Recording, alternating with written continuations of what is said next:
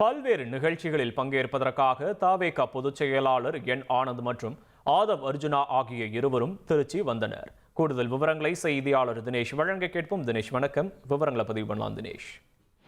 வணக்கம். அதாவது தமிழக வெற்றி கழகத்தின் பொதுச் செயலாளர் ஆனந்த் மற்றும் தேர்தல் மேலாண்மை பொதுச் செயலாளர் இருக்கக்கூடிய ஆதவ் அர்ஜுனா ஆகியோர் சென்னையிலிருந்து தனி விமானம் மூலம் விமானம் மூலமாக திருச்சிக்கு வருகை தந்தனர். திருச்சிக்கு வருகை தந்த போது செய்தியாளர்கள் அவர்களிடம் கேட்டபோது கரூரில் இருக்கக்கூடிய கரூர் மாவட்டத்தில் இருக்கக்கூடிய கோயிலுக்கு ஆனந்த் செல்ல இருப்பதாகவும் இவர் அவருடைய உறவினருடைய இறப்புக்கு ஆதவ் அர்ஜுனா செல்ல இருப்பதாகவும் அவர் தெரிவித்துவிட்டு சென்றனர்.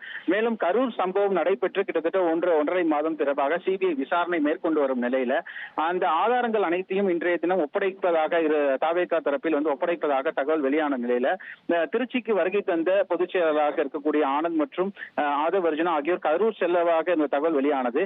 ஆனால் அதனை மறுத்துவிட்டு அவர்களுக்கு சொந்த காரணங்களுக்காக வந்திருப்பதாக தெரிவித்துவிட்டு சென்றனர். மேலும் அவர்கள் வருவது நிர்வாகிகளுக்கு யாருக்கும் தகவல் தெரிவிக்காமல் வந்த நிலையில தவேக நிர்வாகிகள் மற்றும் தொண்டர்கள் யாரும் அங்கு வருகையில்லை.